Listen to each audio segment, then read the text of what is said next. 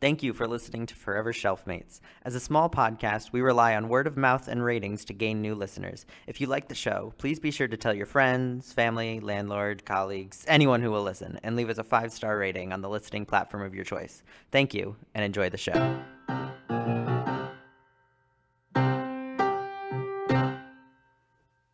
Welcome to Forever Shelfmates, everybody. I'm Cheryl and I love books, and I love to talk about the books that I read. And I'm a librarian, so I have a job where I get to talk about the books that I love to read. I'm here with my co-librarian and BFF, Mirele. Woohoo! I just drank my coffee! Oh boy, we're in for it today. This month we're talking about realistic fiction. We're discussing my pick, The Bookish Life of Nina Hill by Abbi Waxman. Before we get started, our usual warning, we will be spoiling the book, so if you haven't read it and don't want to have the plot ruined for you, pause this episode, run out to your favorite local indie bookstore or library of some kind, and come back after you read it. Don't worry, we'll wait. Shelfmates, shelfmates, reading books is what we do. Shelfmates, shelfmates, and we talk about them too. I'm Cheryl. I like light and fluffy. Meryl, I like dark, stuffy. Shelfmates, shelfmates, we're so glad that you are here to hear us. Let's dive in, shall we? So, The Bookish Life of Nina Hill. Oh my God. We should start by saying it's an adult novel. Well, yeah. I mean, teens could read it, but it is marketed as an adult novel. Not that there's like anything really terrible in it, but I think a lot of it would go over teens' heads. so it's definitely written for like millennials because there are so many like random references to stuff from like the 80s and 90s that was delightful. Yeah, this book is highly, highly entertaining. This is Nerdy. This is one of my favorite books of all time, and you recommended it. And I just can't say enough positive things about this read. It was just so much fun. Hold on, everybody. I know. This is a moment. I think you need to say that again. I cannot say enough positive things about this book. Cheryl was right. This book rocks, and I love it to pieces. I really do. I really do. And I'm not ashamed to say that. I mean, you really hit the nail on the head with this. This was enjoyable. It was hilarious.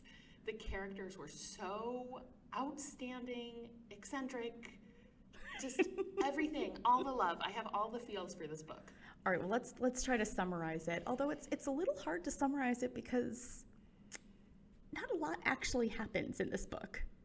It's about our heroine, Nina Hill, living her life. She's an introvert.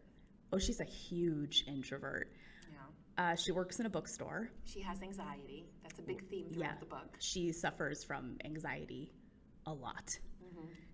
And at the very beginning, she finds out that she has a whole family she didn't know about. She was raised by a nanny who was hired by her single mother. Right, she's an only child.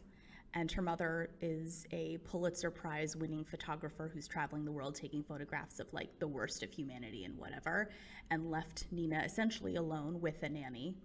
And Nina has always sort of felt alone and been lonely and not had a ton of friends. And then at the beginning of the book, she finds out her father, that she never knew, has died and has left her something in the will. Doesn't this remind you just a tad of the Inheritance? Yes. Yes, I was trying to well, I need to make a list of like books we recommend that are similar to this. And I'm like, is the Inheritance Game something we would recommend? Because it's like that similar, like some rando you don't know just left just something in the will. I think that the plot element is similar, but the tone is completely different. That's true. And I really preferred this to Inheritance Games. But yes, we know. We know your opinions about the Inheritance Games. I love this book. So, yeah. So all of a sudden, the girl who hates people now has like this crazy family because her father started like his family at age 20. He had 4 different wives plus somebody he cheated on. 3 wives. 3 wives and then her mother, he was not married to. Right. It was essentially a one-night stand. Right.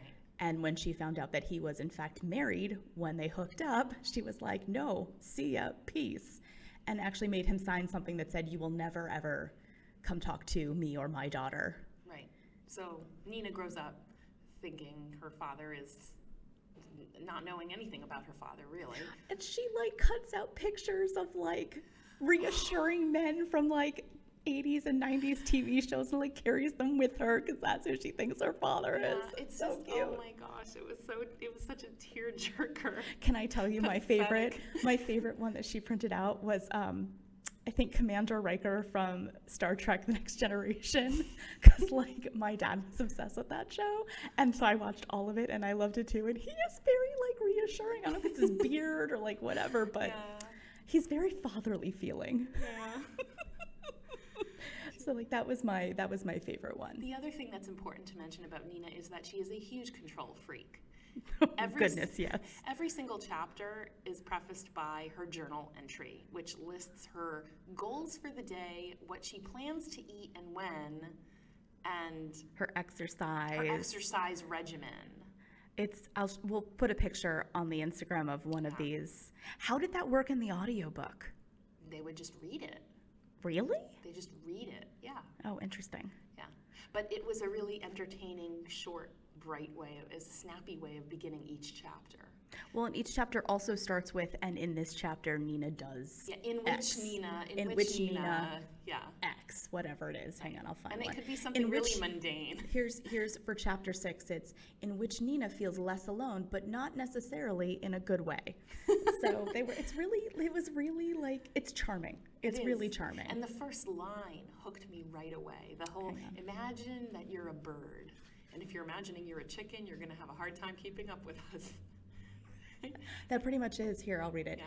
Imagine you're a bird. You can be any kind of bird, but those of you who've chosen an ostrich or chicken are going to struggle to keep up. I mean, like, who would not want to continue reading something like that? I love this book, That so grabbed me. I don't know why. Apparently, Don't raise your our hand. producer would raised not. his hand. Our producer would not be engaged by that, which is, I mean, it's fine. It's fine. So Nina finds out she has this whole family. So she's got 3 siblings. She's got 3 nieces and nephews and 2 grandnieces and nephews. I couldn't even keep track. There is a family tree in the book, and as usual, I read this yesterday, so it's fresh in the mind. There's Grapes. no family tree in the audio Really? version. Yeah. There's like one place where Peter, her nephew, Peter ends up being the like representative of the family to come talk to Nina, and when he shows up, they sort of make a family tree because her oldest sibling is 59, Nina herself is 30, and her youngest sibling is 10. So he has her make this tree so she understands the relationship between them all. Right. Well, they narrated it, but it's not like it was in the print book. Do you actually see a picture? Yes. Oh, okay. Yeah, That I'll would've take a been picture. helpful. I'll put it on the gram. You can take a look. Well, she has a nephew. The first person that she meets from her new family is a nephew named Peter. And he's charming. Yes. And he's outlandish, and she connects with him right away. Yes. And he's the one who tells her, well, guess what? You were born right around the time that Your brother was about to be born by the legitimate wife of your father, and his name is Archie. And so then she gets a lot of anxiety about meeting Archie because she was clearly born out of wedlock. And well, I mean, clearly her father cheated on Archie's mother with her mother, and that could create all kinds of awkward social scenarios. And given that Nina suffers from anxiety, she is not interested in awkward social scenarios. Yeah, and it does at first. It is awkward, but then they come to get along with each other. Well, yeah, she meets Archie, and Archie also suffers from anxiety, and so it's a really awkward first meeting. But Nina ends up getting along with a lot of the members of her family, which is really adorable. Right, except for Lydia. Except at the end. Right. So her siblings, Lydia is her grand niece, I believe. And of all the people, let's go back and say, so she meets the family. She has no idea what her father has left her. She finds out from Peter that it is a complicated familial relationship. lots of people in the family don't get along with other people in the family. There are lots of people that are, shall we say, resentful. Of other resentful. people. Yeah, there's a lot of anger. There's a lot of bad blood. It's just not, it's not great. And so Nina's real nervous because her anxiety means that she really struggles anyway. And when they show up at the will reading, the whole family is there, and it becomes clear who has the worst attitude, and that is her grandniece Lydia. And it just devolves into an all-out fight, and Nina is exasperated, and she declares, I don't want anything he left me. Just leave me alone. I want to go back to my life the way it was. And she leaves. She calls Lydia like a mercenary sea cow. It's like hilarious. Yeah. Like Nina calls her like essentially a gold digger, like you did this, whatever, even though Nina had no idea who her father was and couldn't possibly have done any of this. And so Nina's like, I'm not taking this. You're a jerk. But she calls her a sea cow, and it's really funny. So that's really hilarious. In the end, she goes to the will reading and she finds out what her father left her, which is his favorite car, which is, I think, a 1982 Pontiac It's something Firebird. It's a stick shift. She needs to learn how to drive it. But it was also the same car from Knight Rider, which I never watched, so I have no idea. But it is like a car, like for people who are into cars. Right. And apparently the guy who's been taking care of the car since he died is like obsessed with this car. So like the car is a thing. Right. It's pretty valuable. And Yeah, check show notes. I'll find something about the car and put it in show notes. We're not car people. Like, we're like, it has wheels. Really. We're like Nina. Nina's like, I don't know anything about this car. It had wheels. It has a steering wheel. It goes, right? That's how we feel about cars. Right, and she didn't even necessarily want it, but then at the will reading, she's advised, no, you need to drive it just once before you decide you don't want it. Yes. And so then she goes to drive it, and lo and behold, there are letters in the glove compartment addressed to her and all of the descendants of all of her siblings and and nieces, nephews, grandnieces, yeah, nephews. and she learns from the driving instructor who was her father's best friend. She learns more about who her father was as a person, and is able to see some positive sides of him. So that's an important scene. But there is another plot that goes along with this, and that is her love story with Tom. Wait a minute. I just need to pause for a second. Yes. You're smiling. Did you like the romance? I did. In this, What? the way that they pulled it off, I win. I liked the romance in this book because It's a momentous occasion. It was so witty. It was just witty. It was adorable. There was a huge adorable factor. I mean, at the end, you discover that Tom, right? You don't know what he does for a living, and at the end, we learn that he builds bookshelves. I mean, it's just so perfect. And the theme that Nina says she's never going to date anybody who doesn't read, and that's an issue for her, and she feels like Tom doesn't read enough, and he doesn't have enough bookish knowledge to be worthy of her for them to have compatibility. And then the whole book is kind of showing that no, that's bogus, and you guys really do have great chemistry and you complement each other. Well, that's one of the themes of the book, I think, is that we start out with Nina being very rigid, very inflexible, very set in her ways. And what happens is they throw the chaos wrench into everything, and she has to learn to adapt. And at the beginning, she's very much, I don't want to change. I don't want anything in my life to be different. She doesn't want her family in her life. She actually hates Tom at first. So if we back up, so she meets Tom because she is a member or the captain of a trivia team. So like apparently it's like a thing to go to bars and play trivia. And this is something that I really want to investigate because Oh, it's a thing. I have a friend thing, who right? who they go and they do trivia nights at like bars and stuff, and so it is a thing, right? But so she's on the team Book 'em Dano, and Tom is on their arch rival. You're a Quizzard, Harry. So there are lots of Harry Potter references in this book, starting with it's so nerdy. the name of Tom's team. And he seems only knowledgeable about sports, which drives Nina nuts because it's sort of like the one topic she's not particularly good at. He doesn't seem to be good at any of the other topics. And so she like really hates him from the get-go. Right, and also he wins an important round with the sports question. And she really can't take that. She's very resentful. Right, but she So cute. Yeah, but he's cute. Yeah. And she thinks that. And he thinks she's cute. And so they keep trying to sort of date. So he keeps sort of like asking her on a date, and her anxiety sort of doesn't allow her to say yes. So he would ask her out, and she would say no because her anxiety would sort of take over, even though she sort of thought he was cute, and she started to sort of like him, especially after she runs into him and they do some things together that aren't dates.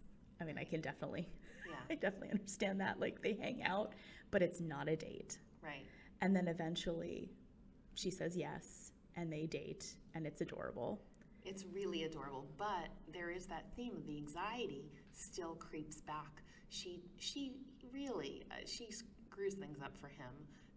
There's one part where they meet at the movies, they're with friends, and the friends are trying to get Tom and Nina to go together. Oh, the friends are totally, every time. Everyone's trying to get Tom and Nina to date, and Nina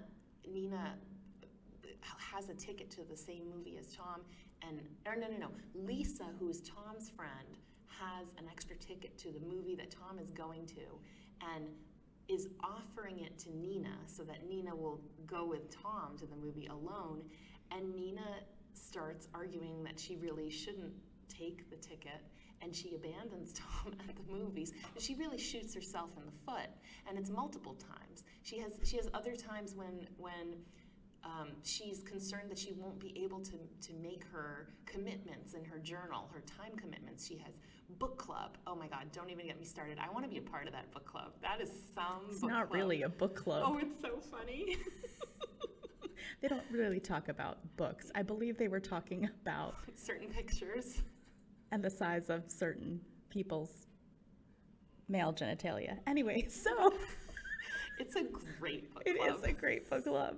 But then also, like, she has one night a week where she does, it's written in her planner, I do nothing, which is her reading night. And then when he's like, oh, you're not doing anything tonight, I see that in your planner. She's like, no, that's scheduled nothing. Right. So she can't even be flexible enough to take her night off to do something that she might find enjoyable because she's so committed to her schedule, so regimented, like, this has to happen. Now, that being said, she talks about all the exercise she does, but she, like, never goes to the gym, which is hilarious. It's very funny, yeah. And you can see how her day is going if she decides that she's going to exercise or not, or she eats cookies for dinner. Like, you can see how her day is going. You get a little preview at the beginning of each chapter. Yeah. I love it when it was like, when they started dating and her planner, it was like for breakfast, lunch, and it was like, Tom. It was like, oh, that's Yeah, so that was, cute. okay. That's adorable. It was, well, that made me roll my eyes. But overall, I did like the romance factor. Because I think it's really believable that for people who suffer from anxiety, to have that interfere with your relationships. Yeah. And, that was very believable for me. Some things were not believable in this book. My biggest not believable moment, Right. the food fight outside I of the was gonna bookstore. say, Oh my God, that was so great though. It was funny, but that really, I was like, okay, this is believable up to a point, but once you start throwing ice cream outside the Oh my God. bookstore, that was over the top. So in the Yeah. book, so Nina works at an independent bookstore. Yay, independent bookstores. But as many independent bookstores, it's not doing that well. They're behind on the rent. And the landlord has been like trying to get the owner of the bookstore to like pay the rent. And so like he like sneaks around trying to find her, and she sneaks around trying to avoid him. And so eventually she's told by the landlord, I'm leasing this to another business. And the other business is like makeup products that are embedded with CBD or something. Marijuana laced makeup. And so like people are protesting outside of the bookstore because they don't want this makeup store, they want the bookstore to stay. And like Nina shows up to like try to calm things down, and people start throwing ice cream. Because there's an artisanal ice cream shop nearby. So the food fight kind of exemplifies the different quirky types of characters Oh, it definitely felt hipster. This book is very hipster. Yeah, I mean, Abbi Artisanal Waxman, ice cream and makeup CBD products. I mean, come on. yeah, no, Abbi Waxman is such a shrewd judge of character, and she has these different groups of people throughout the book, and it's so funny how she caricatures people. So she's got the kind of baby boomer, liberal bookstore aficionados who have their tote bags and whatever, and they really, really support Knights, which is this bookshop that Nina works for. The indie bookstore. The indie bookstore. And then you have the potheads, the millennial potheads, who are like all just peace and love and like this Stoned. And like this is organic makeup, so everybody will enjoy it. And then she has hilarious descriptions of the upper middle class mothers who come into the bookstore and how the mothers interact with each other. She's such a great, what's the word? She just has hilarious descriptions that are spot on. They're so observant how the new mothers kind of interact with each other and the social dynamics of, who am I going to sit next to? It's sort of like so it's like the like geography game, like how do I know you? And then they go back and forth like, do you do this like really hipster activity with your kid? Yeah. No, did you do this really hipster activity with your kid? Oh my gosh. And then like she's like, and they never realized that like one of them hit the other one on the highway and they spent 10 minutes exchanging insurance information. Like, it's hilarious. And it's accurate. It's accurate. I need to know more about her. Like, did she grow up in an upper middle class?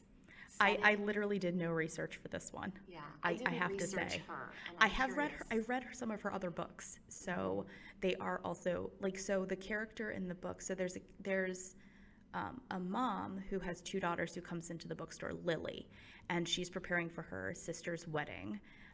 And Lily is the main character in a previous book called The Garden of Small Things, The Garden of Special Things. I can't remember the exact title, but it's all about Lily being a single mom and a widow, and sort of gardening is the bookstore, like in this okay. one. So like she gets very into like gardening and bringing things back to life, and it's this like great metaphor for like learning how to live again after your partner dies. And I just read her latest one, which is called Adult Assembly Required, and it features one of the other bookstore employees, Polly. She's a part of it. So she lives in this like hippie commune. I want to read that. It's Polly like a house. is a great character. So it's in this house, and like a bunch of random people like live together, and there's this woman that comes in, but Polly is one of the residents, and it's like, well, obviously Polly would live in some kind of like hippie I mean, it's not really a hippie commune, but it sort of feels like there are all these very interesting characters living in this one place, and it's really great. In fact, I had to go to the bookstore to pick up a book I pre-ordered, and that book was on sale, and I'm like, ooh, I'm gonna buy it. Right. Polly's very bohemian. She's trying to be an actress in her spare time. I want to be friends with her. I want to hang out with her. Yeah. Yeah. Okay, so we both agree. Oh wait, another over the top part. That was really over the top. I was like, ugh. Was the part where they have the author's visit to Knights, and the author is promoting embracing your inner wild beast, and he's like it's not spirit animal, because that's not right. No, but it's like getting in touch with your wild side, but he's presenting to a bunch of like middle-aged elderly ladies, and he starts having them all growl and prowl around on the floor. Yeah. That was hilarious. Yeah, that was over the top. That was also hilarious. One of the other scenes that I absolutely loved, and I texted you both, and neither one of you texted me back. There's a Rickroll in the middle of the book. I don't know where that is. At the wedding. So Lily's sister. So when Nina helps Lily do like favors and stuff, she's like, "Oh, you can come to my sister's wedding. My sister won't care." She's like, "The more, the merrier." So Nina goes to the wedding. Right. And part of their vows is repeating the lyrics from their favorite song. Their favorite song is Never Gonna Give You Up by Rick Astley. And I was like, what? This funny. is great. And I didn't remember that from the first time I read it. So it was a delightful Rickroll in the middle of the book. That. Or maybe I do remember that. It's so great. Yeah, I think I do remember reading it and thinking, oh. And there's the camel at the wedding that like one of the kids tries to like put in the backseat of her mom's car. And Yeah. I mean, it's just, the book is so quirky and yet so funny. And, you know. And one of the best characters is Nina's cat, Phil. Who she talks to. She talks to him and he has a train of thought, or he appears to answer. Yeah, I think it's all in her head. Like she's, I do that. Okay, so Do you nerd do this alert. with I Max? do this with Max. Oh, Like Max really? has a voice, and What does he Jonathan and I say? both like we'll be walking, and he'll be like, "Can I go see my friends? I want to go see my friends. Can I go see my friends?" And then he'll be like sitting on the couch, and Wait, there'll this be is like you food. doing. Yeah, This is you doing his voice. Oh, do you yeah. do it out loud or do you do it in your Yes, head? both. I've had conversations with Max out loud. Okay, so this is real dorky, and y'all are like, wow, this one's insane. I'm not. It's just adorable, and he has a huge personality, and so I can understand how Phil the cat also has a huge personality. Yeah. Most of the time, Max just wants food. Food? Food? Where's the food? You are a human. You will give me food. This is literally his voice. Okay, now that I've embarrassed myself enough. No, I mean, it just shows the parallels between you and Nina Hill. I mean, in many ways, you are like Nina Hill, except that you sort of, I think you've adjusted to the real world better. I feel like you're Nina Hill, like at the end of the book. So I will go on a limb and say that I have been Nina Hill at the beginning of the book too. There have been, I personally suffer from anxiety, and I have pretty much my entire life. And it's hard. It's hard when you're around people who don't, because they don't understand why you don't want to go out at the drop of a hat. I think my anxiety is what's causing a lot of my fears about going on vacation, even though I've been on vacation a million times and it's not a big deal. COVID definitely amped that up. Right. And so I've definitely been Nina at the beginning of the book, and I have been in therapy for quite a while to work on getting to sort of Nina at the end of the book. So I'm not rigid in my schedule the way that Nina is, but I definitely get overwhelmed fairly easily, and social functions give me a lot of anxiety, and I really don't like going places where I don't know people and it's uncomfortable. And so like I definitely, when I read this book, identified with Nina. I Right. was like, I understand you, I get you. I hear you. And this Yeah. is so like the fact that you really love this book, like this is a 5-star book for me. Right. I've reviewed it as a 5-star book I- because it's I would- amazing. I would give it very close to 5 stars. It wasn't. There were a couple things that were just unbelievable, and I thought the rest of it was believable. Yeah. So, like I was saying, okay. So we just learned something about the writer, and she has 3 kids, and she lives in Los Angeles, right? It's clear she loves Los Angeles. It's clear she knows Los Angeles, and it's clear she knows mom dynamics. So that makes sense. I wonder if the town, so they live in like, so from what I understand about LA, having been there like twice, is that like it's a city, but they're also different like neighborhoods or like townships that are part of the city. And Nina lives in a place called Larchmont. And I actually wonder if Larchmont's a real place because it sounds adorable, and I mean, I would love to go to there. And right now our producer is checking to see if Of course. Larchmont is It's a real great when you place. get fact checked in the moment, right? So It's the great. best. So, you know, it's clear she knows LA, she loves LA. And actually there's a character in the book who sounds a lot like her who like takes in all these like animals. It's one of it's Peter's It's Peter's- sibling. So it's It was it's someone's Nina's niece, wife. I think. Yeah. I can't remember, but there's a Goodness. character that eventually Peter has to take his dog to get like She's a veterinarian. yes, and she takes in all of the animals. And she's really quirky, and she's loving, and she's one of the relatives that one of the first relatives Nina meets, and she really feels accepted by her, and she starts to think, well, maybe I do want to be part of this crazy extended family. I mean, like it or not, she is part of this large family, and even though they're kind of dysfunctional, I mean, like what family isn't completely dysfunctional, really? It's a good fit. And when she reads her father's letter, she finds out that he too suffered from anxiety, and that was part of the reason he was such a bad father to his children whose lives he was in, and why he was not very good to his wives until his widow. And it makes a lot of sense.